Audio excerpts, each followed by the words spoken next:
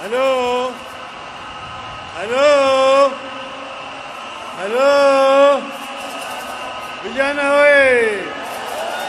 Vijana we! Wakenya we! Asanteni sana. Asanteni sana. Haya. Distinguished guests, ladies and gentlemen, fellow Kenyans,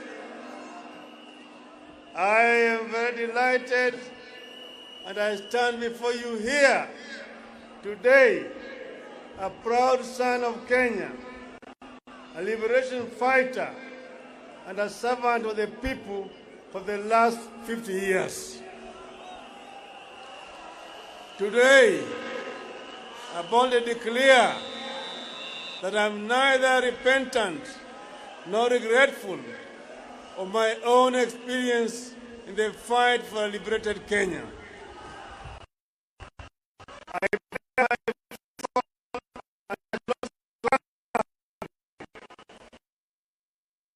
Because my country was worth it then and is worth it now. I bear scars of liberation with pride and embrace the blood, sweat, and tears they cost me. By the way, the tears from the torture chambers are still running, as you can tell from the handkerchief that never leaves my hand. For years, I was not allowed to speak with other inmates. In fact, for 6 straight years, I did not sleep on a bed.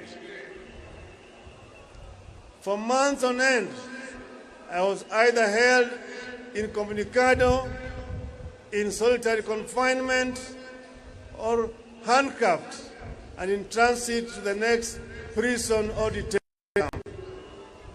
A relative died, including my beloved mother and my own brother, and I never got the chance to say goodbye.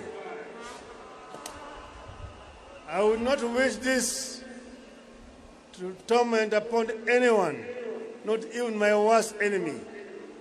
Together with my comrades who endured torture and survived those dark days of despair, we would never let Kenya degenerate down the road of terror. No, not on our watch, not on my watch. But there was a positive side to my story. It's about a friend, Alando, of legendary beauty, with brave heart of Luanda Magere. And this is the woman who stood by me when I was shunned by many. This is the wife of my youth, love of my life, and partner to death, Mama Aida Betty Nyawira Odinga.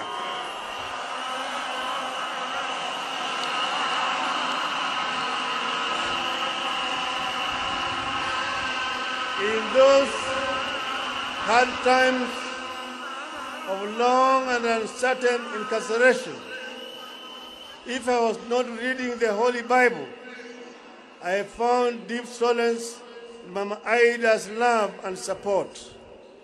She became a constant guest of the police cells through constant arrest and harassment.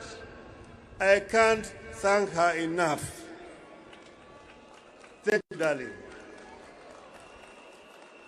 Fellow citizens, what makes a great nation is not the man it produces, but the man it honors. That is why I would be remiss if I do not pay homage to those that gave us the sacred license to stand tall, to speak free, and to think big on this very day. And here I'm talking about my comrades in arms, both alive and those who have fallen. I pay homage to those who have gone before us, the fallen heroes of the second liberation. These include Kenneth Nyindo Matiba and Charles Rubia. Many do not recall that I was detained at Community Maximum Prison on the same day with two compatriots on the 5th of July 1990 for demanding multipartyism. Other fallen compatriots include George Anyona, Jean-Marie Sirone, Martin Shikuku, Mukaru Ng'ang'a, Okioko Mbaka, and Wangari Maathai. I also pay homage to all the audacious martyrs who, for the sake of the people, chose constant crucifixion over relative comfort of conceding to repression. I hold the deepest respect to living icons like Mukami wa Kimathi, the wife of Dedan Kimathi. They called her the Wasp because, like Kimathi, her husband, Mukami was a fearless fighter who mobilized daring bands of women in complex undercover Mau Mau operations. I salute her.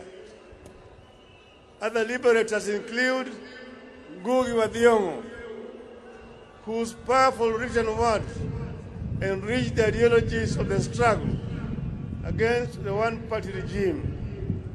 Koigi wa Mwere, whose fearless voice inspired many to action.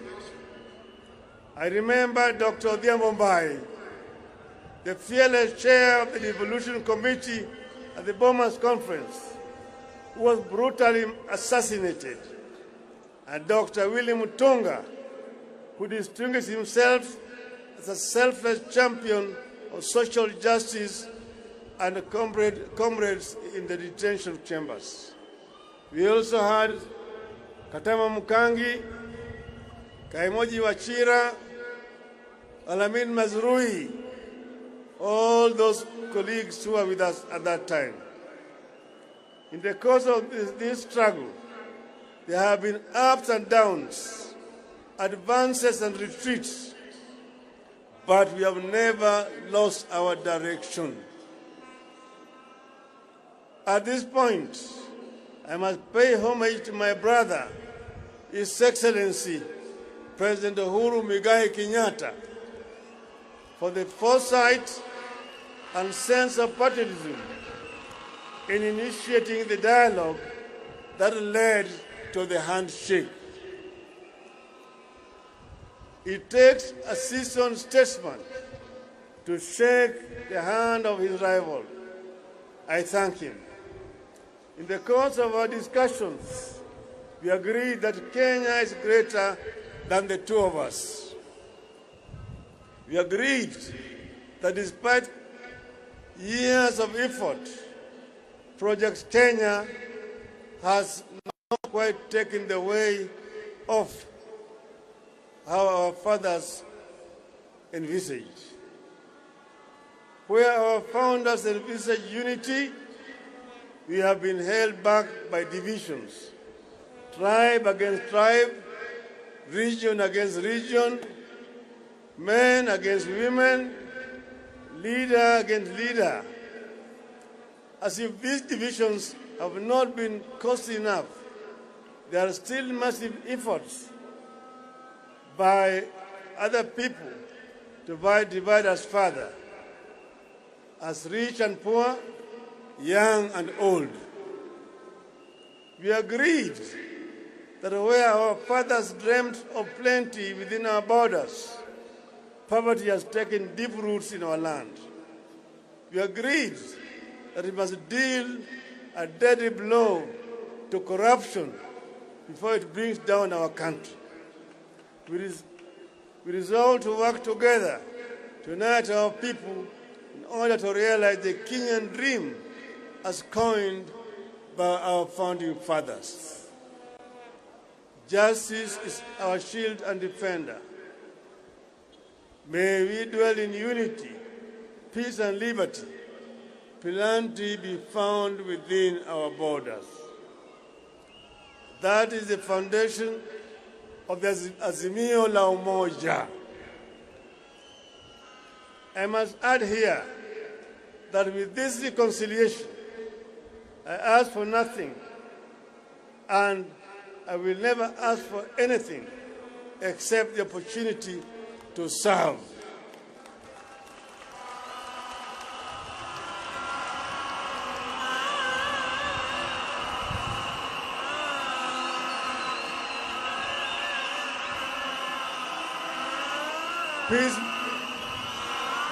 Peacemaking is not a self-enriching enterprise. It is a calling from God. Blessed are the peacemakers, for they shall be called the children of God. Fellow countrymen, let me shift gears now to other stories, those that I witnessed, listened to, and collected on my Azimio La Umoja tour of every corner of our greatest republic over the last 3 months. This meeting today, the culmination of the Azimio La Umoja journeys you have taken together. And you have already seen through the videos some of the issues that were raised during the consultations. Kenyans spoke from their hearts during the 15 Azimio La Umoja mammoth meetings. At the coast, wananchi reminded me that land issues remain a subject of pain. Many families long for the privilege of possessing family land that they can pass down to generations. They cried about the huge impact of the standard gauge railway on their businesses.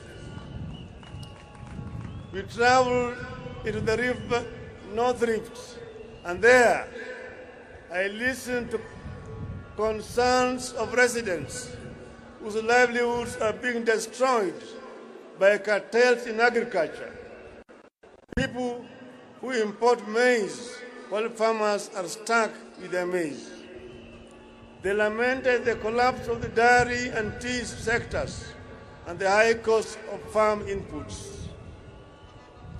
The communities of West Pokot County wondered where there was a West Pokot when there is no East Pokot. They asked to be identified specifically as a community in the national census with a code and their own development projects, and the creation of 2 more constituencies and 5 wards.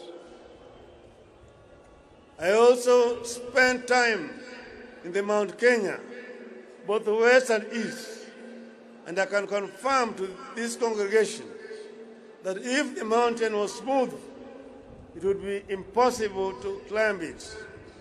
The mountain has to be bumpy for you to scale it. On this, I'm happy to note that I've reached very close to the peak. I've seen the Batian and the Lenana peaks, and the people have promised that we shall walk together to the promised land yonder, if I prove that I understand and shall address their concerns. Residents express concerns about the equitable distribution of development resources within the region and the proportional representation. They summarize it in the one call: 1 man, 1 shilling, 1 vote. And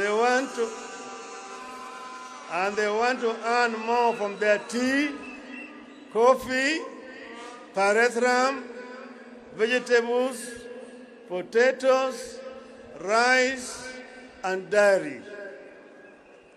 Nyanza complained about non-functioning and collapsed cotton sugarcane, fishing, tobacco, tea, and soapstone industries, and the denial of economic opportunities for the region. In Turkana, the continuing challenge of general insecurity, poverty, drought, and famine were raised repeatedly. In the lower eastern, the local communities complained of a serious lack of water, recurring famine, and lack of economic opportunities. Northern Kenya felt profoundly let down by Nairobi. Their children are being denied identity cards by their own country. Education is collapsing due to insecurity, and livestock sector is severely threatened by drought and disease. I took note that while our people of Mount Kenya spoke of 1 man, 1 vote, 1 shilling, Northern Kenya spoke of 1 man, 1 kilometer, 1 shilling. Indeed, Kenya is diverse in its needs and its ideas to address the needs. In Western Kenya, I was repeatedly reminded of the local industries like sugar that had been allowed to collapse due to corruption, neglect, and mismanagement. Fisheries and mining are struggling. Young men and women who would have gained from the local thriving industries spoke of how they are forced to migrate from home to seek opportunities elsewhere. The Mag community is worried about a lack of livestock and pastoralist economy.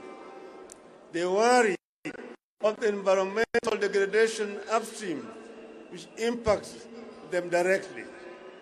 They have their historical injustices over land. Then they are also concerned about the environmental degradation and the Mau forests.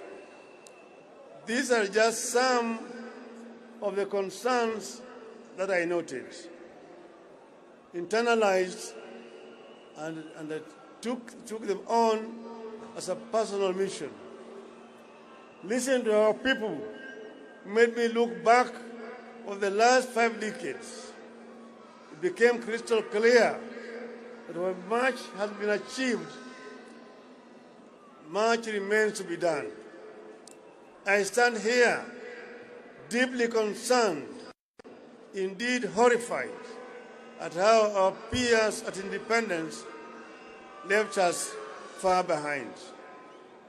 Nations like South Korea, Malaysia, and Singapore, with whom we were at the same level of development in 1964, have largely vanquished us, and they have vanquished the extreme poverty.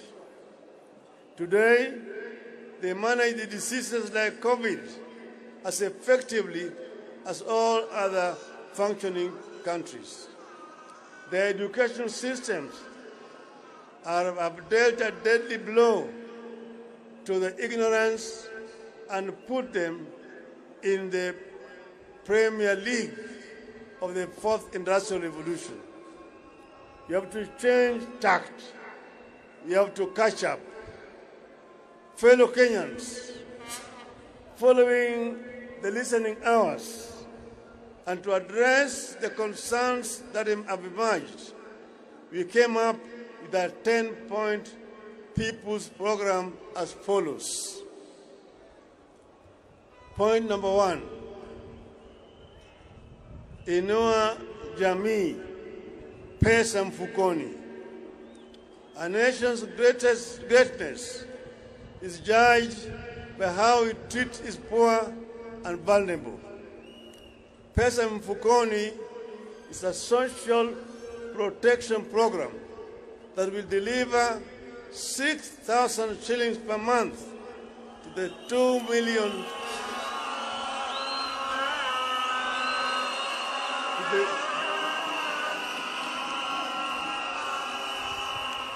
to the 2 million of the country's most needy families. And I want to emphasize, it is not a handout, but an investment and a foundation for a new transformational value chain that will also trigger massive economic activity and create thousands of localized small-scale businesses and enterprises across the country. This will lead to millions of jobs and the eventual development of a thriving middle class. The resulting middle class and small and medium enterprises will be a robust market for larger, more national corporations. Point number 2, Baba Care. Each of us has experienced the all-consuming strain that accompanies the ill health of a family member. We will ensure that each and every Kenyan has a social insurance, a health insurance plan. Those who cannot pay, the government will pay for them, so that no Kenyan should die or suffer or lack treatment because of lack of money. Point number 3, kazi kwa wote. This is about securing the welfare of the people by generating avenues for productivity through job creation programs, for investing in the critical Juakali sector and other macroeconomic stimulation schemes. Point number 4, uchumi kwa kina mama.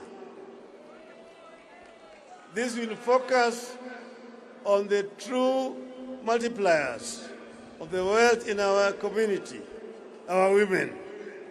The program will unlock access to financing for women-led businesses and provide support for women and other enabling factors, such as access to assets for production, land tenure, and proportional representation in all government levels.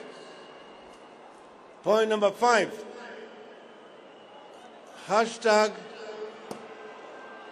inawezekana. We know that our youth are closer to the future than we are, but they are exploited as cannon fodder for bad politics. Now more than ever, we need to invest in preparing our youth for that future. The program will equip our youth with the mindset, skills, funds, and technology to enable them innovate at par and even surpass their global counterparts. Point number 6, waste not a single child. Education is non-negotiable. This program will be an aggressive scheme to ensure that all, not some of our children, get rightful access to quality education. Point number 7,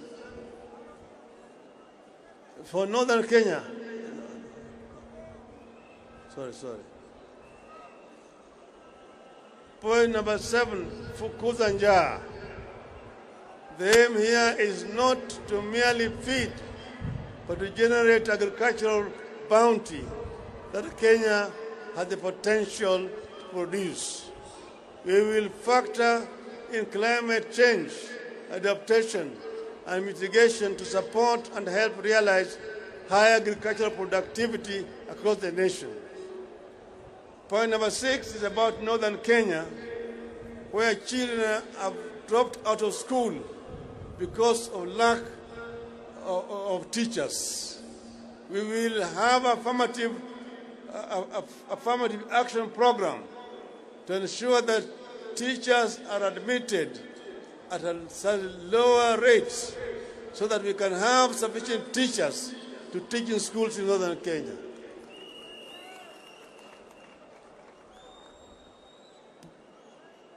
Point number 9, one county, one product.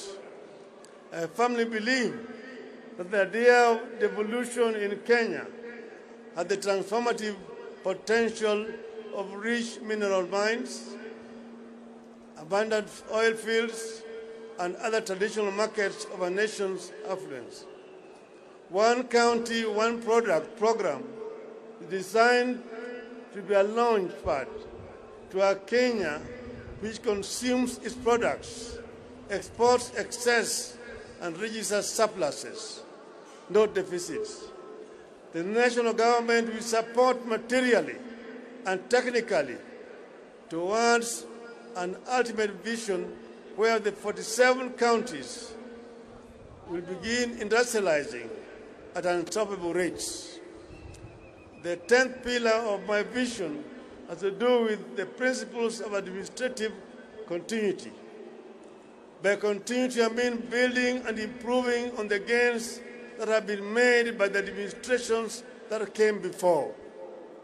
Africa suffers a retrogressive mindset of starting afresh instead of advancing existing accomplishments. When one administration sets up something, the next knocks it down. This makes many countries in the continent stuck in a constant state of ignition, never making it to acceleration and takeoff. Kenya must not be a start-stop nation. This is a waste of time and resources and should not be entrenched in Kenyan political culture. For example, President Kenyatta's Linda Mama program could not have worked without the construction of health facilities and upgrading of transport networks that we undertook during the Grand Coalition government. The plan for a rapid bus transit system could not have been operationalized without the construction of the Thika and Mbagathi roads. The plan for the Lamu port dates back to 1972, when President Mwai Kibaki was finance minister. It took almost 50 years for it to be launched by Kibaki as president in 2012, as he was leaving office. President Uhuru Kenyatta took it up in 2013, ran with it, and has implemented it. Lamu project is one whose ultimate vision I see clearly. Ignore it squanders opportunity. By another 50 years, to have a world-class transshipment hub that will reap exceptional economic benefits for our country. My manifesto will bear a crystallized description of the 10-point People's Program, delving into workings and plans that will actualize it for the people. These are just but highlight of new programs that we shall roll out to respond to needs expressed at Azimio La Umoja events. Very soon, ladies and gentlemen, I will unveil a detailed manifesto addressing the critical concerns like corruption, public debt, industrialization, ICT and digital economy, promotion and protection of businesses, and particularly protection of private property. Our business community deserves protection, and they will get it. Fellow citizens, at the top of our national government, where leadership is exercised to the maximum in governing and changing our nation, is the presidency. The president makes a difference in the life of this nation. Having listened to your calls during our conventions, give my credential to this congregation and the nation at large, and having spelled out the people's aspirations as I understand them under the Azimio La Umoja, and having given my 10-point vision for Kenya on this day of December 10th, 2021, I, Raila Odinga'S,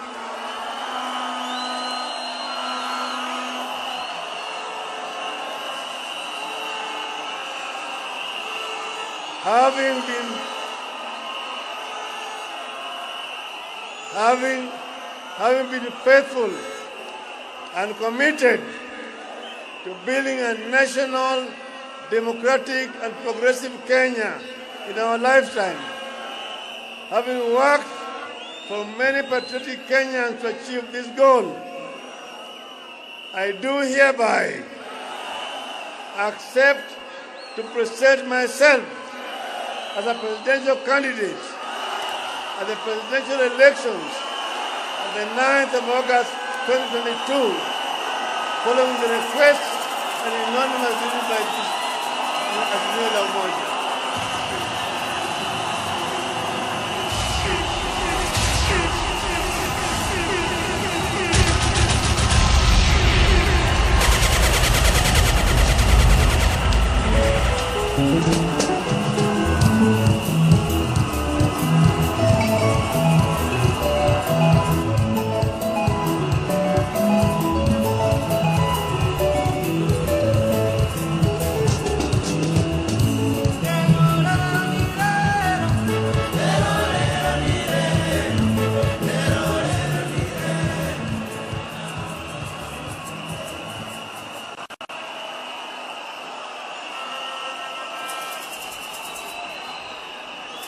Let me add, I'm not running for the president to oppose anyone, but to propose better policies. I'm in this race to mold one indivisible nation. I'm not at war with any personalities. I'm at war with ideologies that will lead this nation in the wrong direction.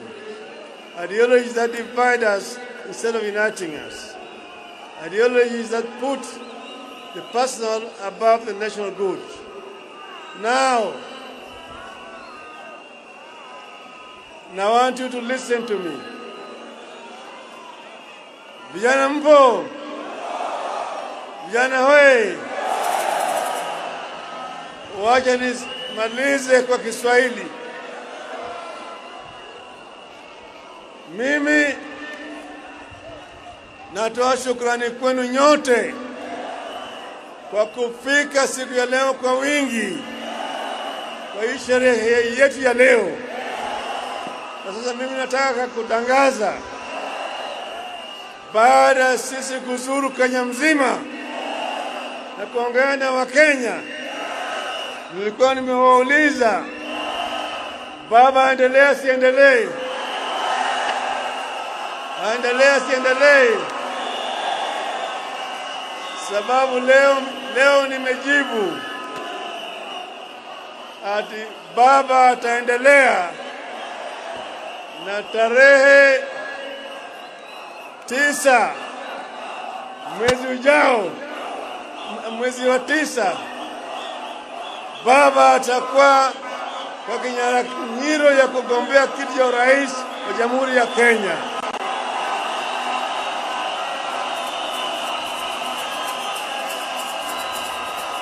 Vijana we!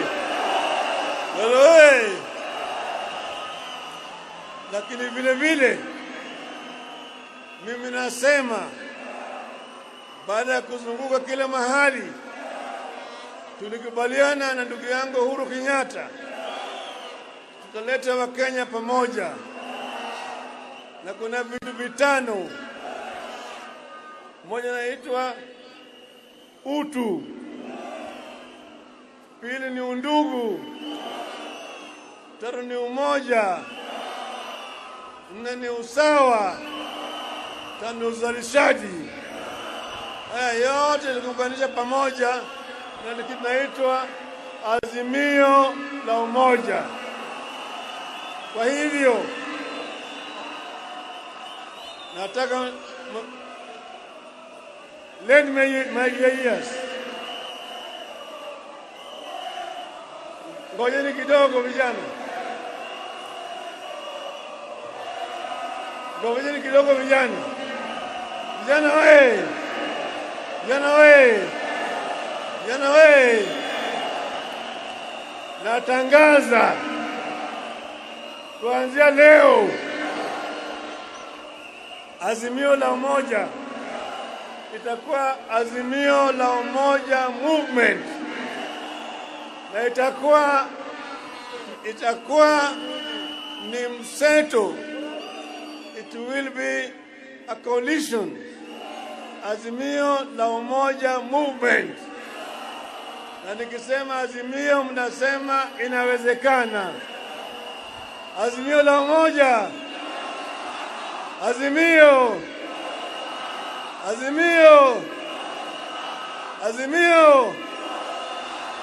Leo tuko na hereby launch Azimio la Umoja Movement.